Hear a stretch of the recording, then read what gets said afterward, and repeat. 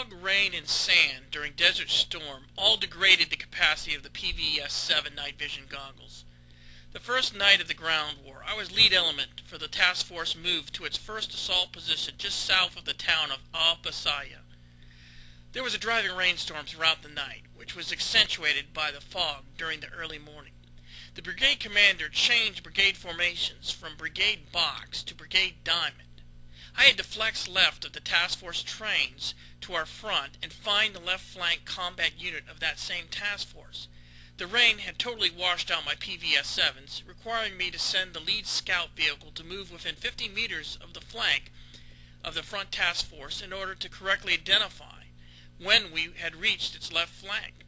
While we made it to the left flank and ultimately the assault position, we had discovered that our area surveillance capabilities were almost non-existent during a heavy desert downpour at night. If the old scout adage of being the eyes and ears of the battalion is to hold then, the FSB must have both excellent day and night surveillance capabilities. Linked in with being the eyes and ears of the battalion, the scout platoon must be able to communicate what is seen and heard over extended distances to the battalion commander. FM 17-98 states that because of the extended frontages and distances over which the scout platoon operates, it must rely heavily on effective communications techniques.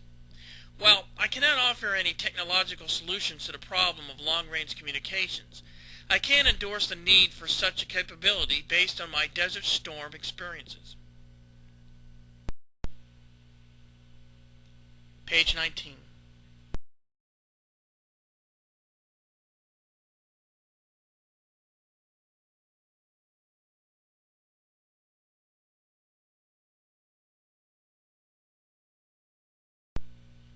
Due to the importance of staying under brigade command and control, my platoon's primary mission as we crossed the Iraqi border was to screen forward and keep our task force linked with the brigade formation. On 23 February 1991, as 1st Armored Division left Ford Assembly Area Garcia north of the Top Line Road and south of the Iraqi-Saudi Arabian border, a dust storm reduced our day vision capability to less than 50 meters. Within an hour, the lead tank company that was following my platoons had lost contact with my trail vehicle. For an hour, I vectored the lead company commander to my position on the brigade's left flank with longitude and latitude readings. The radio was also key at critical graphic control measure sites throughout the battalion's move. I was able to relay every phase line during the battle to the battalion commander, enabling him to relay our unit's plot to the brigade commander. I was able to then pass on key passages of lines and natural obstacle information during the battalion's movement across the Wadi al-Batan, the Top Line Road, and the Iraqi-Saudi Arabian border. Our radio capabilities, however, were never challenged by any Iraqi electronic warfare. Had the Iraqis jammed us, we would have been impotent in many of our missions. In short, without effective long-range communications assets, we would have failed the majority of our Desert Storm missions.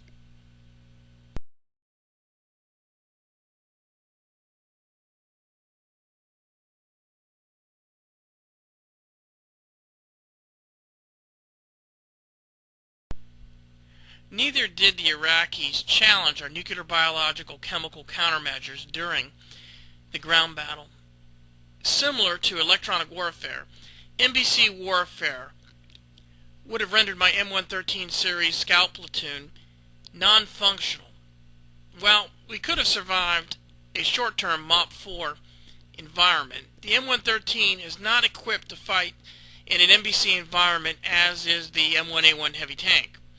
Our answer to the M1A1's overpressure system was simply to go to MOP-4 as the NBC trigger signals were hit, example yellow airburst for instance, and begin the standard M256 kit drills.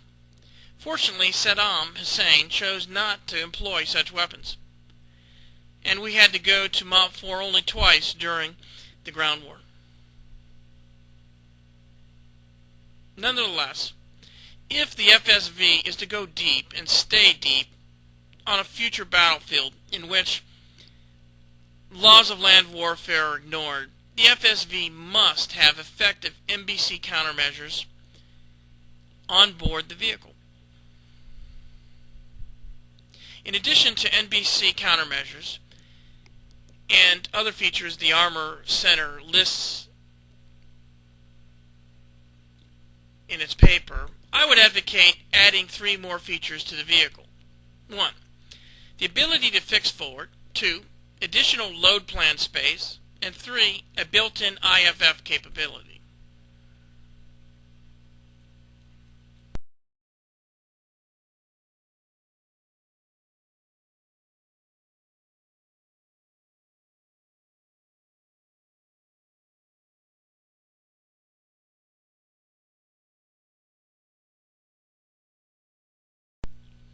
FM 71-2 states that the battalion commander will often task organize an engineer non-commissioned officer with the scouts to assist in obstacle identification and pre-breach operations. FM 71-2 also states that a single forward observer can go forward with the scouts to assist in target identification and calls for fire.